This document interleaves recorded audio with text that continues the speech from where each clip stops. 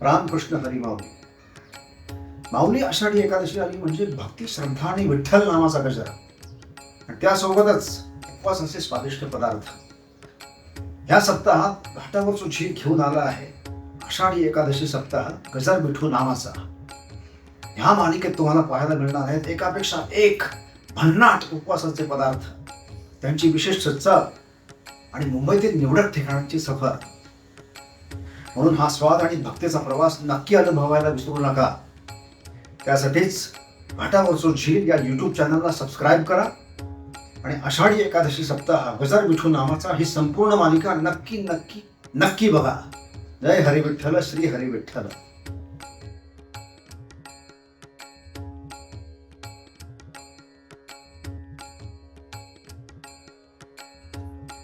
माऊली, आता मी उपवासाचे पदार्थ शोधत शोधत आयडियल उपहारगृहात आलोय.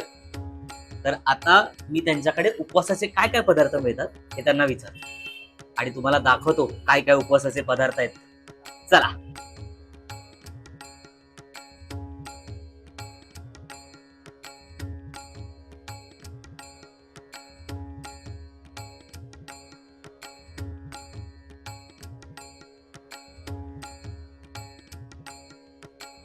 माऊली, बघा किती उपवासाचे पदार्थ आलेत.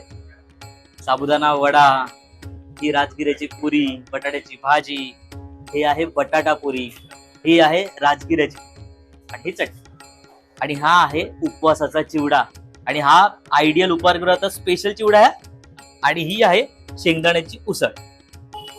माऊली, आता मी हे खातो आणि तुम्हाला सांगतो या पदार्थांची चव कशी आहे. चला.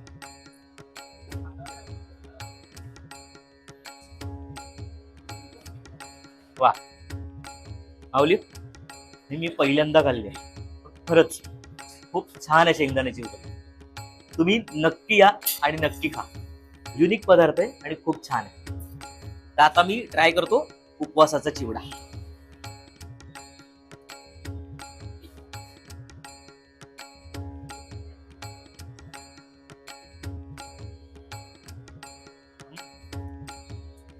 जर कोणाला हलकं तिखट हवं असेल ना, ते काय होतं की उपवास असला की आपण चहा पितो, काहीतरी ज्यूस पितो, आपलं तोंड गोडगोड होतं. तर कोणाला हलकं तिखट हवं असेल ना, खूप सुंदर आहे. आणि हे आयडियल उपहारगृहातलं स्पेशल चिवडा आहे उपवासाचा. खरंच खूप छान आहे. आता आपली पुढची डिश, आता मी खातो बटाटा पुरी.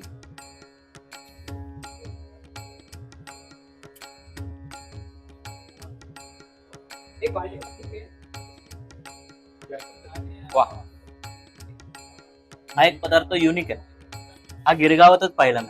मी आता बोरिवलीला गेलो, गोरेगाव मध्ये गेलो, दादर मध्ये गेलो, ते कुठेच नाही मिळाला, पण मला या हॉटेलमध्ये मिळालं. खरंच खूप छान आहे. हलकं तिखट आहे, हलकं सॉफ्ट साबुदाणा आहे, बटाट्याचं आहे, आणि बाहेरून कडक आवडेल. खरंच मस्त आहे. वा, मजा आली. आता पुढचा पदार्थ पुरी आणि भाजी. ही राजगिऱ्याची पुरी आहे, लक्षात ठेवा. गरम आहे.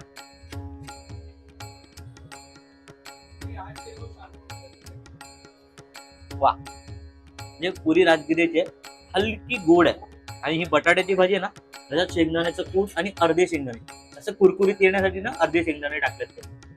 खरंच ती पण खूप छान आहे. मजा आली.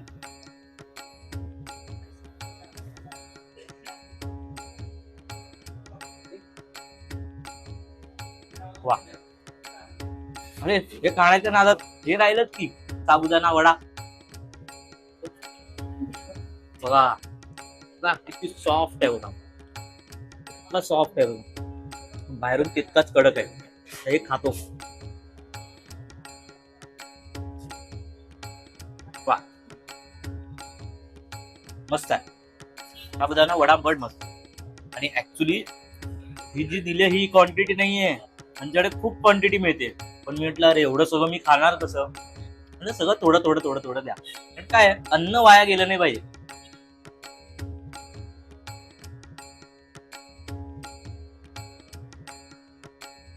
आणि आता आपण भेटूया त्या पुढच्या स्पॉटवर. चला.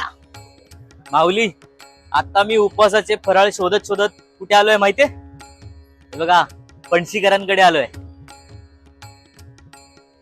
तर माऊली, आता पणशीकरांकडे आतमध्ये जाऊया आणि बघूया.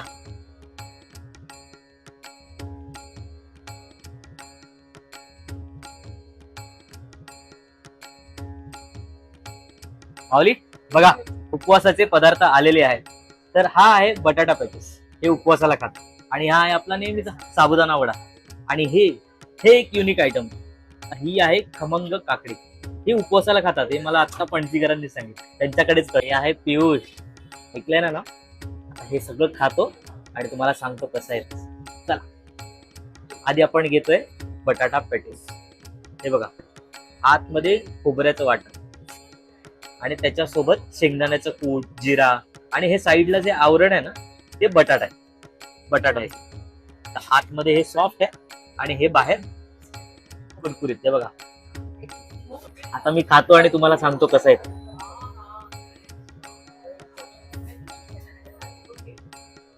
वा माऊली, यात गंमत आहे. हे जे मी म्हटलं ना शेंगदाण्याचं कूट, त्याच्यात ना हलकी मिरचीची पेस्ट पण टाकलं त्यांनी, हलकं तिखट पण लागतं. खरंच खूप छान आहे, उपवासासाठी बेस्ट आहे.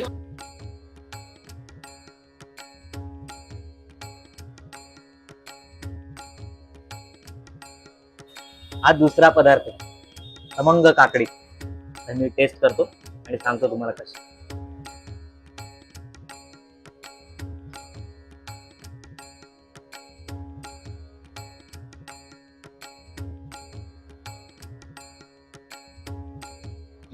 छान. याच्यात काकडीचे तुकडे, प्लस शेंगदाण्याचा कूट आहे.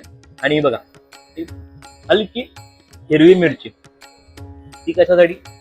कारण हलकासा तिखट टच, म्हणजे गोड काकडी, शेंगदाण्याचं कूट आणि हलका तिखट टच यायला मिरची.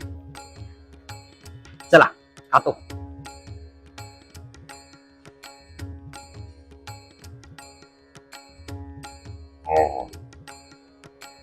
वा,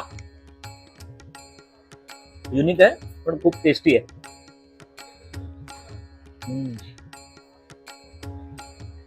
आता आपण पुढचा पदार्थ बघूया.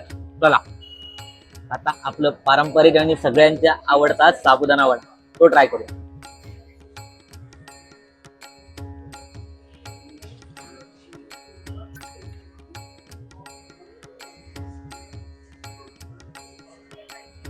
वा, एक नंबर, मजा आली. म्हणजे जे आपला साबुदाणा वडा असतो ना, आतून सॉफ्ट आणि बाहेरून एकदम कुरकुरीत, अगदी तसाच आहे. हे बघा, हे कुरकुरीत आहे ना, एकदम शार्प कुरकुरीत आहे. म्हणजे बाहेरून आहे ना, आपण बटाट्याचे वेफर्स खातो ना, तसं कुरकुरीत आहे. आणि आतमध्ये बटाट्याची भाजी खातो ना, तसं सॉफ्ट आहे. खरंच मस्त आहे.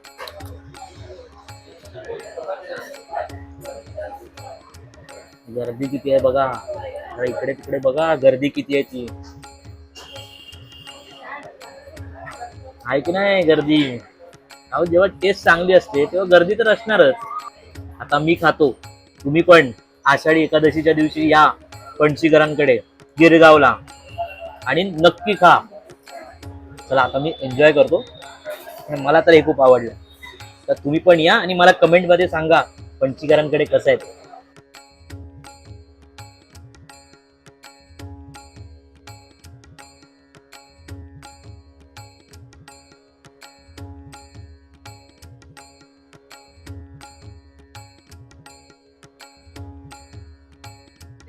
आता एवढे सगळे उपवासाचे पदार्थ खाल्ले, त्यानंतर प्यायला काहीतरी लागेल ना, म्हणून हे पियुष मागवलंय. आता हे पितो आणि सांगतो कसं आहे. वा, आपलं जे आम्रखंड असतं ना, आम्रखंड अगदी तसंच लागतं. पण ते ना, लोकांचा गैरसमज आहे की आम्रखंड असतं त्याला पातळ करा. हा वेगळा प्रकार आहे. खरंच खूप छान आहे. आणि जसं आम्रखंड घट्ट स्वरूपात लागतं ना, तसंच आहे. पण हे वेगळं बनवतात. हे आम्रखंड बनवत नाही पाणी टाकून, हा वेगळा प्रकार आहे. माऊली, मी आता पणशीकरांकडे जाऊन पोटभर फराळ केलेला आहे.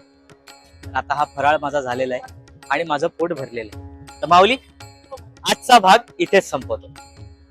भेटूया पुढच्या भागात. रामकृष्ण हरी. देवाची द्वारी उभा क्षणभरी तेणे मुक्तिचारी साधिलिया. हरिमुखे म्हणा पुण्याची गणना कोण करी. अस्वनी संसारी जीवे वेगू करी. वेदशास्त्र उभारी बाह्या सदा.